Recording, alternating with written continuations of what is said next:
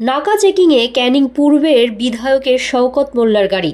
রাজ্য জুড়ে চলছে ষষ্ঠ দফার ভোট গ্রহণ। সপ্তম দফার ভোটের আগে দক্ষিণ চব্বিশ পরগনার বিস্তীর্ণ এলাকা জুড়ে নাকা ম্যাজিস্ট্রেটের উপস্থিতিতে ও নির্বাচন কমিশনের নির্দেশে লোকাল থানার সহযোগিতায় চলছে নাকা চেকিং। আর এই নাকা চেকিং যে ভোটের আগে কতটা তাৎপর্যপূর্ণ তা বলাই বাহুল্য।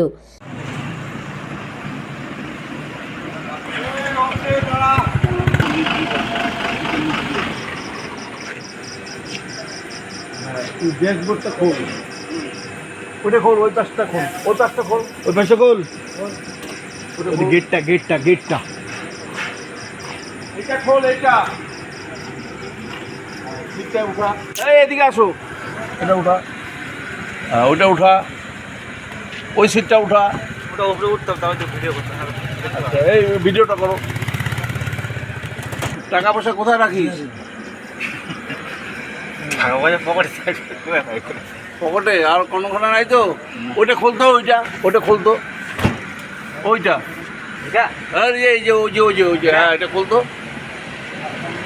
এই দেখছিস ফাঁকা চলে,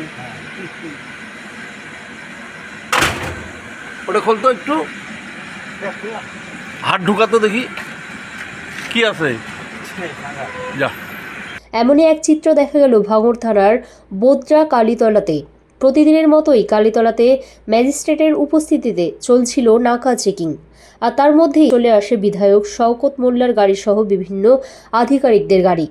কোনো কাল বিলম্ব না করে নাকা ম্যাজিস্ট্রেট পুলিশের সহযোগিতায় বিধায়ক শওকত মোল্লার গাড়ি থামান এবং বিধায়কের গাড়িসহ সঙ্গে থাকা অন্যান্য প্রশাসনের আধিকারিকদের গাড়িও চেকিং করা হয়। অবশ্য গাড়িতে আপত্তিজনক কিছু পাওয়া যায়নি। না, কলকাতা পুলিশকে আমি ধন্যবাদ জানাবো যে এত রাত্রেও যে এখানে নাকা চেকিং হচ্ছে এবং প্রত্যেকটা আমাদেরও গাড়িগুলো যে সার্চ করছে, এটা খুবই ভালো। কারণ বিশেষ করে যারা সমাজ বিরোধী, তারা বিভিন্ন যে অস্ত্র সাপ্লাই করে, বিভিন্ন অর্থ সাপ্লাই করে, সেইগুলোর ক্ষেত্রে অনেকটা অন্তত সাধারণ মানুষ অনেকটা নিরাপত্তার সঙ্গে থাকতে পারবে এবং সমাজ বিরোধীরা এই ধরনের নাকা চেকিং হলে তারা অন্তত ভয় পাবে।